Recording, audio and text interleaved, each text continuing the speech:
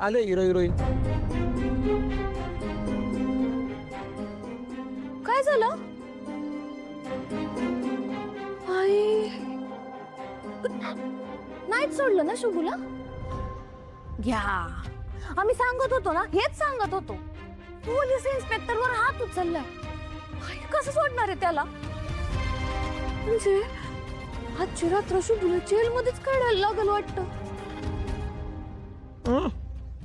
हो सासरी बुवा, लोड घेऊ नका. काय जेलमध्ये राहणं फार अवघड नसतं. तुम्हाला लई मोठा अनुभव आहे काय जावई? अनुभव कसला? छोट्या मोठ्या गोष्टी माहित असतात मला. काय जी के स्ट्रॉंग आहे आपलं. आणि तुमच्या पोराला येईल ना आता अनुभव, त्याला विचारा. मला म्हणते त्याची वेळच येणार नाही. आता पतूर त्याची बेल बी झाली असेल. आम्ही वकील शोधून दिलाय. सानिका गेली वकिला संगट. काय शोभे, नक्की तुला आनंद झालाय का दुःख झालंय ग? घ्या. अगं बाबा, आम्हाला कशाला दुःख होईल नाही? नाही नाही, तुझा सूरच तसा लागलाय ना म्हणून विचारते ती. असं लागलं काय? तुम्हाला वाटलं? नाही. नाही, त्यांनी नाही वाटलं. आम्ही बाहेर गेलो होतो. स्वयंपाक पाण्याचं काय बघितलंच का नाही? तुम्ही फोन केला असता का नाही? मग आम्ही बनवलं असतं. हेच सांगत होतो. ह्यांची पण भूक लागलेली, पण ह्यांनी आम्ही म्हणलो ना, आई अण्णांना येऊ द्या, मग आम्ही बनवतो. आणि दुसरी गोष्ट आहे, जरा बघ कुठं राहतोय आपण? मंत्री साहेबांच्या आउट हाऊस मध्ये, होय का नाही? आता त्यांचं तिथं राहतोय तर त्यांच्याच घरून मागू की जेवण. शोभे, तुला बोलायला काही वाटतं का नाही का? अगं, मंत्री साहेबांनी एवढा मोठा बंगला राहायला दिलाय, ते उपकार आहेत आपल्यावर. अजून जेवण बी त्यांच्याकडनं घ्यायचं वय. बोट धरायला दिली की तू काय मिठीच मारणार का? अगं जरा तरी लाज बाळग. त्याच्यात काय लाजायचं अण्णा? नाही, आम्हाला सांगा, आपण त्यांच्या घरात राहतोय, आलोय का नाही? म्हणजे आपण कोण आहोत? त्यांचे पाहुणे आणि अतिथी देवो भव. आता पाहुण्यांसाठी एवढं तर करायलाच पाहिजे का नाही? म्हणजे आम्हाला असं वाटतं एवढं करायलाच पाहिजे बाई त्यांनी. शोभे,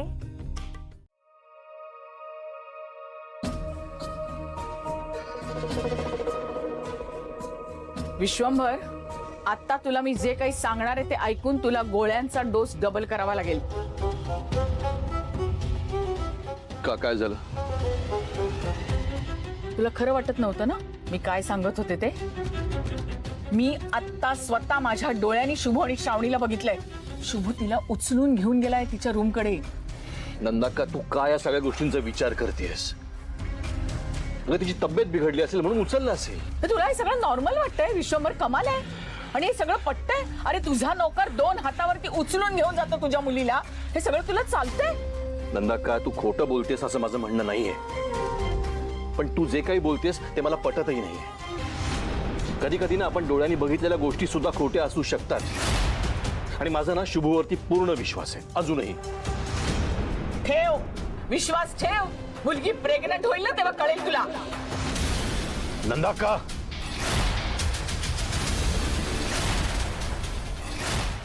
विश्वंभर, तू माझ्यावर ओरडलास?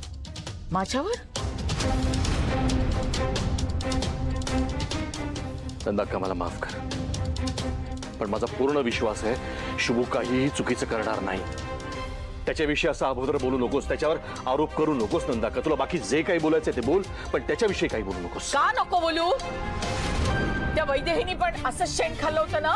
तुझ्या पाठीमागे अशीच प्रेग्नंट झाली होती ना, तेही तुझ्या जिवलग मित्राकडून, शिरीष घाणेकरकडून. विसरलास का सगळं तू? नंदाक्का, तिच्याविषयी बोलू नकोस. का नको बोलू? ती गोष्ट वेगळी होती. कशी वेगळी होती? अरे इतिहास रिपीट होतोय विश्वंभर. शिरीष घाणेकर तुझा जवळचा माणूस होता आणि इमानदार होता. त्याने तुला फसवलं. शुभू सुद्धा तुझा जवळचा माणूस आहे आणि इमानदार आहे, तोही तुला फसवतोय. एखाद्या दिवशी तो शुभू जेव्हा मोठा कांड करेल ना विश्वंभर, तेव्हा म्हणू नकोस नंदाक्का तू बरोबर होतीस म्हणून.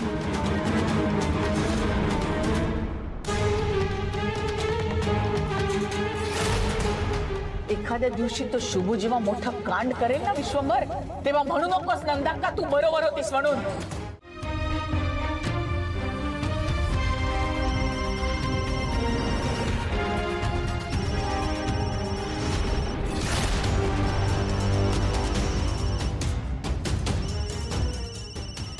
हा राम राम दौलतराव. हा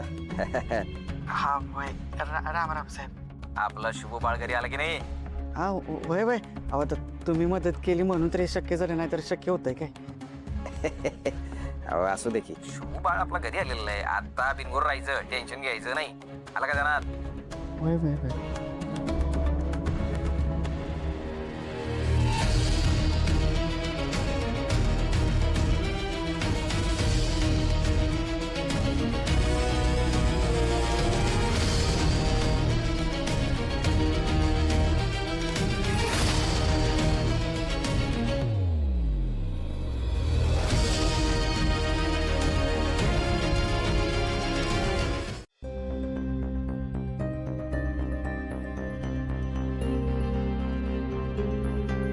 विश्वंभर, आता तुला माझ्यावर विश्वास ठेवावाच लागेल.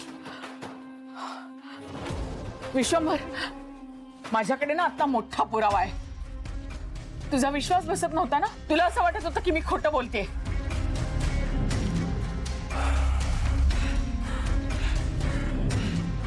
शुभूने पण काही खाल्लं नव्हतं ना, मग मी कसं खाणार? त्यामुळे तो जेवला ना की मग मी